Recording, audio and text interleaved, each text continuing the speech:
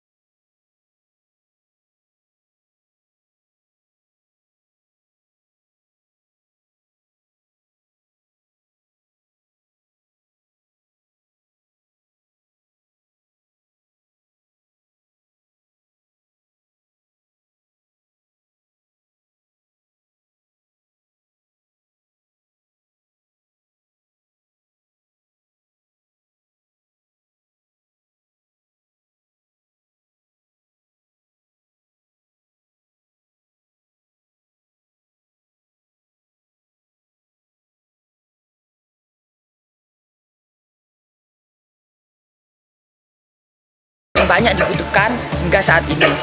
Nah, alat kami ini kami namakan a small scale non-conventional power plant using piezoelectric transducer.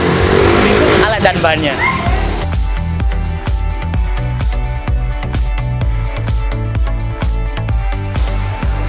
Untuk lebih jelasnya, lihat video berikut. Pertama, kita akan menyiapkan alat dan bahan yang kita butuhkan. Lalu, kita akan merangkai seri piezoelektrik di atas karton berukuran 30 x 10 cm. Setelah itu, rangkaian seri tersebut akan kita sambungkan dengan kabel tambahan pada input dan outputnya. Untuk langkah selanjutnya, kita akan membuat rangkaian listrik di PCB dengan kapasitor 16 volt, 1 mikrofarad, dan dioda bridge. Setelahnya, kita akan menyambungkan input di rangkaian PCB dengan rangkaian seri piezoelektrik. Dan untuk rangkaian terakhir, kita akan menempelkan styrofoam berukuran 30 x 10 cm di atas rangkaian tersebut sebagai alasnya. Nah, itu tadi cara pembuatan alatnya. Simpel kan? Berikutnya bagaimana kalau kita lakukan uji coba? Tapi sepertinya saya ada urusan. Kita lanjutkan langsung ke teman saya saja ya.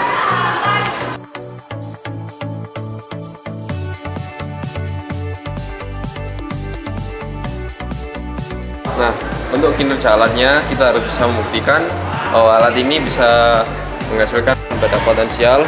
Untuk itu, percobaan pertama kita lakukan dengan pengukuran AC dari piezonya sendiri, dan percobaan kedua, piezo tersebut dihubungkan dengan dioda bridge untuk mengarahkan gelombangnya dan dihasilkan pada potensial DC, dan yang terakhir kapasitor dihubungkan dengan kapasitor untuk menyimpan tegangannya. Sebentar ya, aku taruh speaker dulu. Dan untuk percobaannya, mari kita lihat. Seperti yang dikatakan tadi, percobaan pertama adalah untuk membuktikan adanya arus AC pada alat yang telah kita buat. Cara menghitungnya yaitu dengan menginjakkan kaki pada alat dan menghitungnya dengan multimeter. Lalu, percobaan kedua tidak jauh berbeda caranya dengan percobaan pertama. Percobaan kedua adalah menyambungkan pada dioda bridge untuk menyearahkan dan terjadilah beda potensial listrik atau tegangan pada alat tersebut. Lalu, percobaan terakhir adalah menyambungkan alat dengan kapasitor untuk menyimpan tegangan. Namun, cara percobaannya sedikit berbeda, yaitu menginjakkan kaki pada alat. Namun, dihitung kecepatannya mengisi kapasitor dengan stopwatch. Tadi udah dilihat kan 3 kali percobaan yang kami lakukan, terbukti bahwa piezo ini bisa menghasilkan beda potensial dan disimpan, nanti bisa dimanfaatkan, apalagi jika dalam skala besar. Nah, untuk kesimpulan dan pengemasan alat akan sampaikan teman saya mau pergi dulu.